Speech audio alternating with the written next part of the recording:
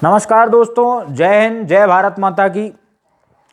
आज हम एक ऐसे टॉपिक पर चर्चा करने जा रहे हैं जो टॉपिक बहुत ही संवेदनशील टॉपिक है और जिसमें हम इस बात पर चर्चा करने जाएंगे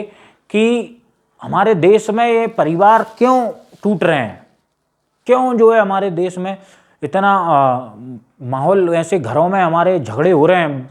कि जो है कोई भी आदमी अपने घर के परिवार के लोगों के साथ मिलकर के नहीं रहना चाह रहा है। इसका सबसे बड़ा एक कारण है कि बच्चों को पढ़ाई के साथ में संस्कार न देना। हमारे स्कूल में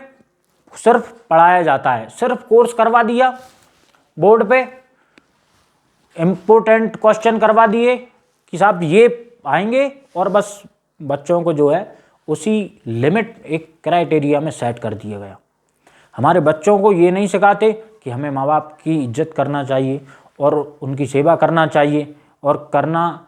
के साथ साथ में हमें उनके खिलाफ में कोई कदम नहीं उठाना चाहिए हमारे जीवन में। उनने हमें अपने बहुत मेहनत से हमें पाला है, बहुत मेहनत से पाल पोस के वो हमें बड़ा करते हैं। तो इसका सबसे मैंने एक चीज़ देखी है, हमारे समाज के अंदर जो लोग हैं वो सामाजिक कार्यों में बिल्कुल भी संलग्न नहीं रहते हैं। आजकल के जो बच्चे हैं उन्हें कोई मतलब नहीं होता, वो सिर्फ और सिर्फ पढ़ते हैं, और पढ़ने के अलावा अगर वो कोई काम कर रहे हैं तो वो है नशाखोरी। वो नशे में इतने डूब चुके हैं कि उन्हें कोई उन खुद के अलावा कोई और दिखाई भी नहीं दे रहा है। माँ बाप तो, परिवार तो छोड़ो, अपने माँ बाप भी नहीं देख रहे हैं। माँ बाप के साथ साथ आज जो है हम एक चर्चा करने जाएंगे वृद्धाश्रम पे। जब आपने देखा होगा कि मातृ दिवस या पितृ दिवस जब आता है तो सोशल मीडिया पर झड़ी लग जाती है बधाइयों की। मातृ दिवस की बधाई, फलानी बधाई, ढिमकी ऐसी बधाई, इस तरह तमाम जो है इंस्टाग्राम हो, व्हाट्सएप हो, फेसबुक हो, वो बिल्कुल ऐसे झड़ी लगा देते हैं बधाइयों की कि वो उससे आप बिल्कुल परिचय होंगे ही। अच्छा, वो सब लोग बधाई तो दे रहे हैं मातृ दिवस की, लेकिन जो वृद्धाश्रम में माता पिता हैं वो किसके माता पिता? जब भाई बधाई सबने दे दी, मातृ दिवस की बधाई लिख के डाल दी, वो कौन के माता पिता हैं जो वृद्धाश्रम में हैं? कैसे पहुंच जाते हैं वो उनका मूल कारण यही है कि हमारे बच्चे कॉन्वेंट स्कूल में पढ़ रहे हैं, वही शिक्षा ले रहे हैं, वही बिल्कुल, उन्हें परिवार से कोई मतलब ही नहीं है, वो समझ ही नहीं रहे हैं। अभी एक जापान में एक प्रयोग किया गया था। हमारी सरकार से ही मैं निवेदन करना चाहूँगा कि ऐसा प्रयोग हमारे देश के अंदर भी होना चाहिए कि जो लोग जो मजदूरी करते हैं उनकी वीडियो बना करके, जहाँ वो मजदूरी कर रहे हैं वहाँ पे उनकी वीडियो बना करके, और उनके बच्चों को स्कूल में बड़ी स्क्रीन पर दिखाया जा रहा है कि देखो तुम्हारे बच्चे जो है, तुम्हारे माँ बाप जो है कैसे मजदूरी कर रहे हैं और कैसे मजदूरी करके एक एक रुपए जोड़ करके तुम्हारी फीस जमा करते हैं। तो हमारे देश के प्रधानमंत्री जी से और मुख्यमंत्री जी से, माननीय शिवराज सिंह जी से भी मेरा यही निवेदन है कि जो है हमारे देश में भी ऐसा जो है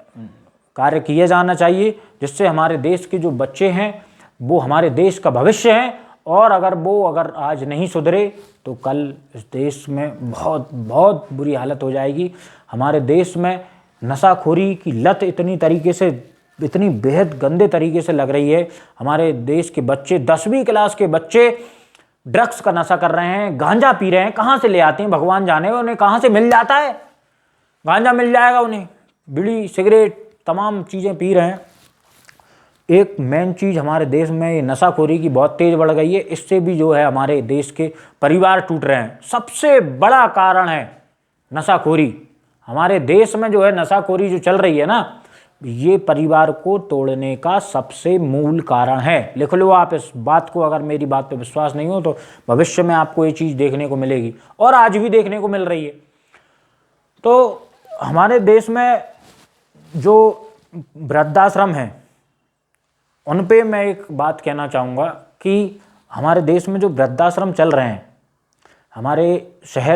हमारे देश में जो बड़े बड़े शहर हैं और जिस शहर में वृद्धाश्रम हैं, उनके जो सामाजिक कार्यों में भाग लेने वाले जो प्रतिष्ठित लोग हैं, उन लोगों को भी उन वृद्धाश्रमों में जा कर के उनको देख रेख करना चाहिए, ताकि हमारे माँ बाप जैसे हमारे घरों में सुखी रहते हैं, ऐसे ही वो माँ बाप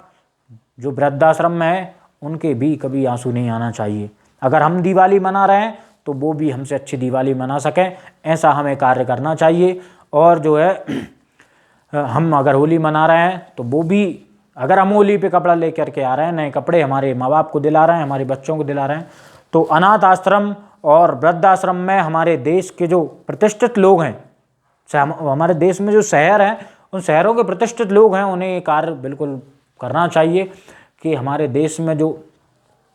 वृद्धाश्रमों में जो माँ बाप बेचारे तड़प रहे हैं ना, उनके लिए मैं एक वीडियो के माध्यम से हाथ जोड़ करके मैं सभी से कहना चाहूँगा कि जो लोग भी कभी अपना जन्मदिन है तो वो भी वृद्धाश्रमों में मनाएं। आजकल जन्मदिन का ट्रेंड क्या चल रहा है कि साहब मेरे फलाने दोस्त का जन्मदिन है और मैं 3 बाटल पीऊँगा। ये हमारे देश का ट्रेंड चल रहा है देश में। तो भाई कहाँ जा रहे हो तुम, किस दिशा में जा रहे हो भाई युवा साथियों मेरे? भाई तुम्हें जन्मदिन मनाना है, वृद्धाश्रम में जाके देखो, अनाथ आश्रम में जाकर के देखो कैसे बच्चे भूखे पड़े रहते हैं, कैसे जो है उनसे कई लोग स्टेशनों पे, कहीं चौराहे पे आपने देखा होगा, वो कहीं गुब्बारा बेचते रहते हैं, बलून बेचते रहते हैं, कहीं खिलौना बेचते रहते हैं। कैसे लोग, वो छोटे बच्चे, उन लोगों को कपड़ा दिलाएं या उनको मिठाई खिलाएं। और अगर हमारे देश में जन्मदिन हो या कोई भी त्यौहार हो तो हम सभी लोगों का, अगर हम इंसान हैं तो, अगर हमें भगवान ने इंसान बनाया है तो हमारा पहला कर्तव्य है कि हमारे पहचान का कोई भी आदमी, हमारे शहर का कोई भी वृद्धाश्रम हो या अनाथ आश्रम हो, उसमें जो बच्चे आपने देखे होंगे वो बेचारे कितने परेशान रहते हैं। तो अगर हमारे बच्चों को हम खिलौना दिला रहे हैं और अगर हम दिवाली पे उन्हें खिलौना दिला रहे हैं तो अनाथ आश्रम में भी जो है खिलौना दे करके आएँ, और वृद्धाश्रम में भी अपने बूढ़े माँ बाप को अगर खिलौना दिला रहे हो तो वृद्धाश्रम में भी जो है वो बांट करके आएँ, कपड़े दिलाएं, वृद्धों को कपड़े दिलाएं। और जो है जो लोग माँ बाप को ऐसे छोड़ के आ जाते हैं, उन लोगों से भी मैं कहना चाहता हूँ, कैसे बेशरम लोग हो गए तो देखना कभी अपनी ज़िंदगी में पलट के कि हमारे माँ बाप ने हमें कैसे पाला, कैसे हमें बड़ा किया, कैसे हमें कर्ज लेकर पढ़ाया, कैसे कर्ज लेकर हमें कपड़े दिलाए, कैसे कर्ज लेकर के हमें जो है खून पसीना एक करके हमें हमारी ख्वाहिशों को पूरा किया, और तुम उनको वृद्धाश्रम में छोड़ के जाते हो। शर्म आना चाहिए तुम्हें। हमारे देश में जो लोग हैं, सामाजिक कार्यों में जो लोग संलग्न हैं, उन लोगों से मेरा निवेदन है कि वो लोग जो है अपने साथ नए युवाओं को भी लेकर के आएँ, वो, ताकि वो नए युवा भी उस दर्द से रूबरू हो सकें।